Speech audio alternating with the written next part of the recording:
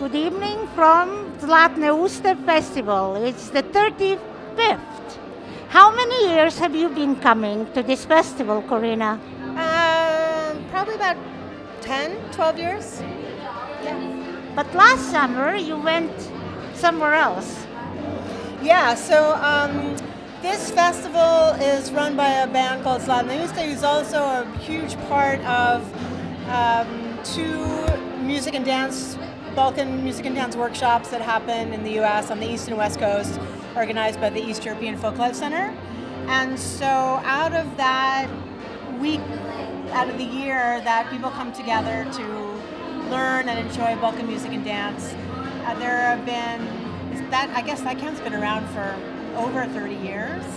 And so adults who came there had kids, brought their kids, and there's an amazing generation of young people, probably between 12 and 25, who've grown up in a community that loved and supported this music, and many of whom's adults had gone over to Serbia, Macedonia, Bulgaria to study with masters, particularly in brass band work. So this last summer I was fortunate enough to work with Sarah Furholt, who runs the children's ensemble on the East Coast, and to bring about 15 students and young adults to South Serbia and Macedonia to work with Roma musicians for whom this is, their livelihood, their practice, and to really understand not just how to play the music musically, but to understand where the music comes from, the community and culture that produces it, and the larger world in which this music is played. So it was a phenomenal experience for these kids to understand the music, not just as notes and a tune, but to really understand it culturally.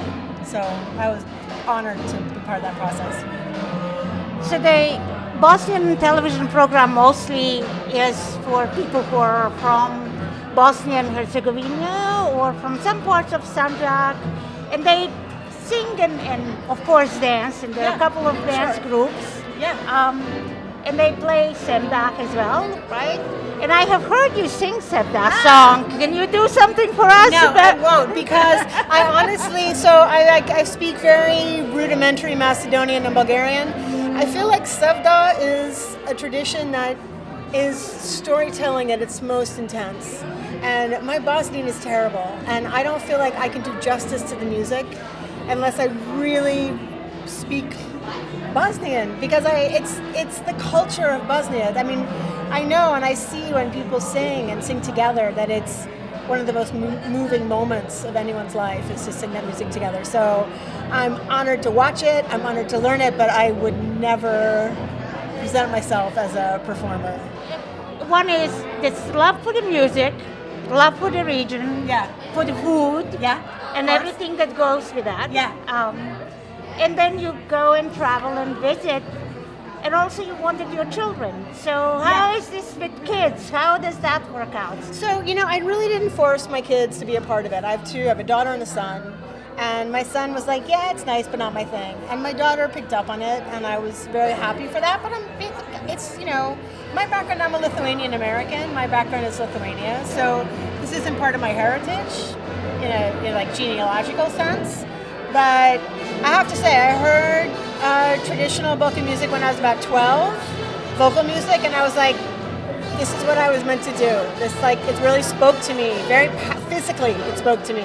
The physical production of sound moved my body, literally. I mean, it sounds intense, but that was exactly what it was like. So that brought me to Bulgarian traditional music, and I got really deep, in particular, into music from Shopluk, which I really loved. It was like work music, field music, diatonic, and call and response work. And then I sort of migrated west into Macedonian repertoire, which is incredibly rich for such a small place. And I was just happy that my daughter kind of caught the same fever that I did.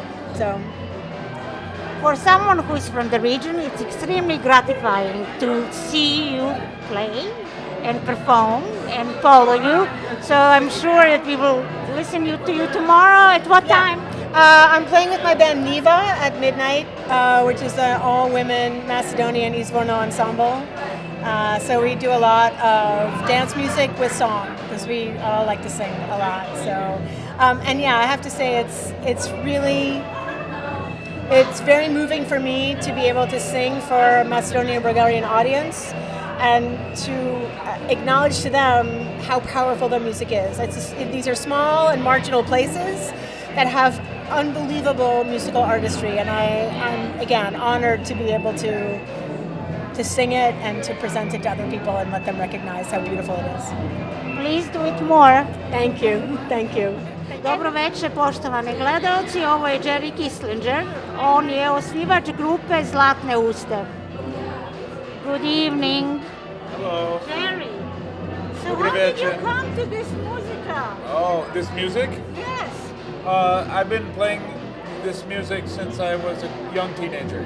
So, a lot of us were doing international folk dancing. My grandfather came from the Bukovina, which is in Romania, but he didn't teach anything to me. He left that behind. But when we were doing international folk dancing, I was a musician. And so I started to think it would be more fun to be in the band than on the floor sometimes, and then more and more moved over to the band. So I've been doing it my whole life.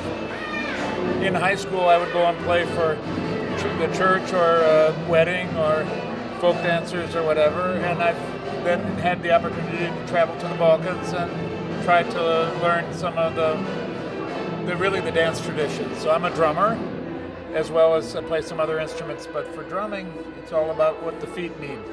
So I always was learning what the beats were and trying to absorb that. So why Zlatne Uste and why Golden Festival 35 years ago? For you? 35 years ago? Honestly, 35 years ago, Zlatne Uste had grown out of our Balkan camp, the East European Folk Life Center sponsors, you've been there.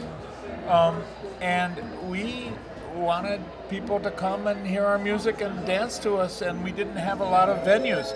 Balkan brass band music wasn't a big thing then. Like there hadn't been Kusturica, there hadn't been a lot of awareness. You don't like him? I'm joking. That's fine. I'm not saying I do or don't, but it made him very popular, So there was not an awareness of Balkan brass band music. And so we started throwing a party with maybe 3 bands and 100 people. I was in most of those bands, and there was some overlap. But it was very small. It was very intimate, and it was our family. And then over time, as more and more people were brought in, more and more bands. Now we have 60 bands, 3,000 people. Moving to Brooklyn was really important because we drew a whole new younger crowd. And so it's become one of the big events in New York City. In this time of year, people come from all over the country as well, and we have a band coming tomorrow from Norway to perform here, flying into New York from Norway. It's congratulations for doing it all this time, and I'm so glad that we found each other. Me too. I mean, I think you were talking with Corinna before about children growing up in it. So now both of my sons grew up sitting as infants and toddlers between the 2 drums and the brass band. Now my son is here with his own band. He's in 4 bands. I'm in 4 bands tomorrow. It's a really a home for us culturally also. We know it's not our culture, but it's also our own village that we've created around it. So it's very important for us. I remember reading Balkan Fascination by Miljan Alošević, Yes. and I was feeling that part was missing in the book. That there is a Balkan fascination because of something, whatever that is, but it is also, whether it's music, whether it's tradition, whether it's connection, whatever that is. But then there is this something that's being created, that's new, that's unique to this group. Do you think that this is because people who were part of that folk movement wanted to keep the tradition and also keep not only their languages, but all the languages of the new immigrants? So we now have hyphenated Americans. We didn't have hyphenated Americans 150 years ago. So There is a question.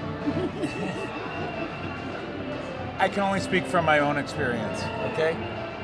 When I first started playing in communities, so for weddings and for events, I sense a feeling of connection through music that I didn't have in any other way. I also played in rock bands, and that's fine, but you have an audience out there and you're trying to just impress people. This was about building community. It was about multi-generational. I'll tell you, to see a priest or a elder of the, old folks and little children all doing the same dance, or that was something that was very valuable for Americans at a time when we were really moving toward consumerism, toward profession. If you go to the Balkans, right? You go to Bosnia, you go to Serbia, any of these places, people are singing.